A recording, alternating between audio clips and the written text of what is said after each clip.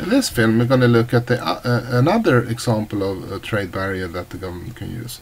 We're going to use the same country as an example as we did with the small country tariff, but in this case we're going to use a quota, an import quota. That's a quantity that is the maximum that you're allowed to import from abroad.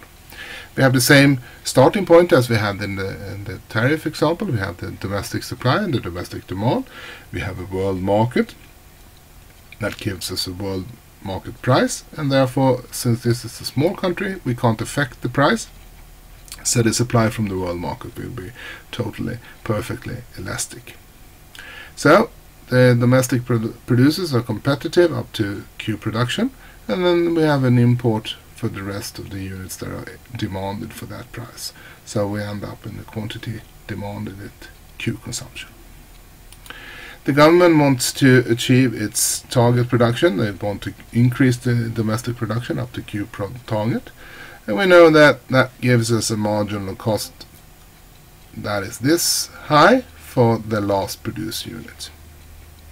So we want to increase the domestic market price from P world up to P1. And we see here that when we have established a new market price in our country that is equal to P1, the difference between the demand that we want to have for P1 and the supply that we have for the price of P1 will be the quantity that we want to import.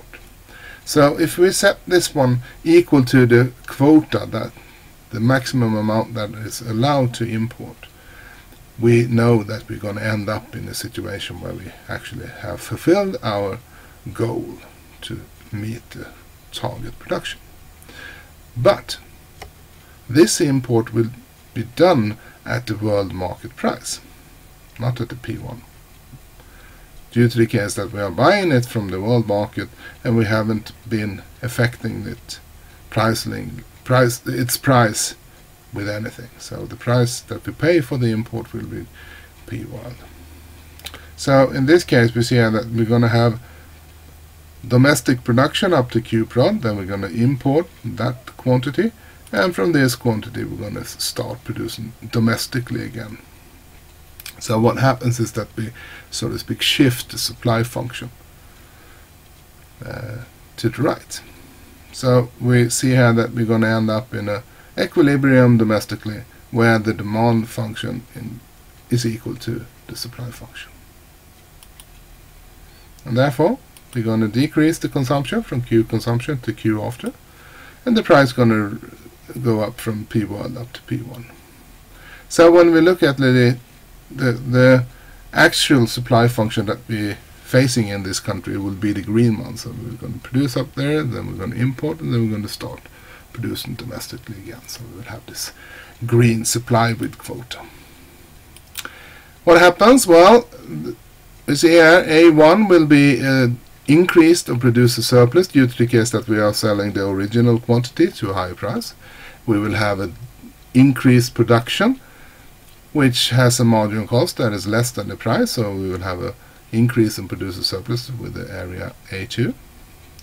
And we see here that we're going to have two different things that affects the consumers. For the quantity Q after, they will have to pay P1 instead of P world, so we will have a loss in consumer surplus that is equal to A1, A2, B and C, like that. And we will also have a loss in consumer surplus for the units that we not any longer are consuming, so we will have a loss for the area D here. So we'll look at it in a little bit slightly different way. We can take away the supply function as we had it originally, and we look at it as we had when we have the quota. So we see that we have a production domestically up to P world, then we have the import up there, and from there we're going to have the domestic supply again, like that. So this is the actual supply function that we are facing when we are using a quota. So we see here that we're going to end up with a domestic equilibrium at the price P1. So we have a got an increase of the price from P1 to P1. And the import is based on the quota. So we have a quota that's equal to the import. So we're going to produce domestically up to Q prod, then we're going to import, and then we're going to produce domestically again. So we're going to have an increase in the domestic production with that quantity, and we therefore will have a decrease of the consumption inside this country with that area. So when we look at these areas, we have the A1 there, original one, the increased producer surplus due to the case that we are selling to a higher price. We will have the A2 area here, based on the fact that we are now producing more for a higher price. And then we have the B, C, and D areas, which are losses to consumer surplus. So when we add them all together, we will have that A1 is a positive and a negative, so that's plus minus 0. A2 is a positive to producers and a negative to consumers, so that's plus minus 0. And then we have B and D, which are negative to the consumers, no positive.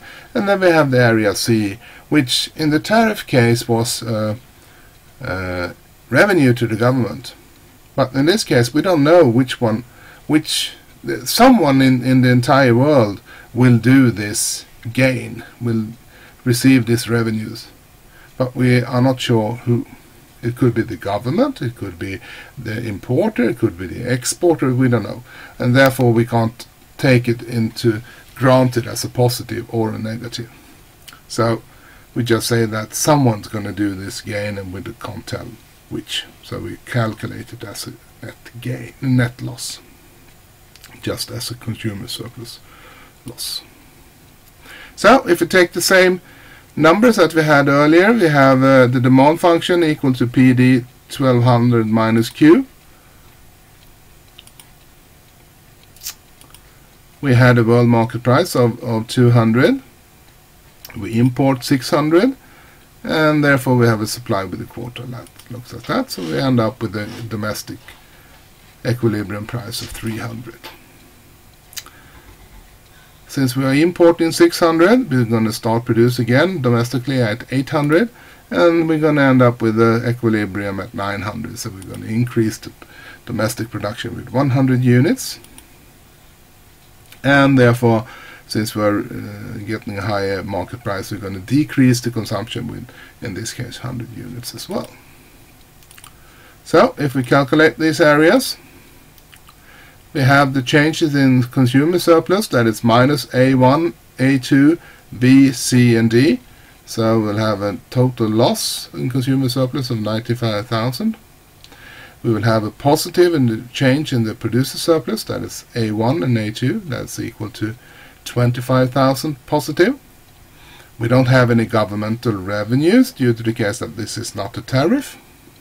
So the net society loss will be 70,000. So that's the dead weight loss in this society due to the case that we are introducing import quota.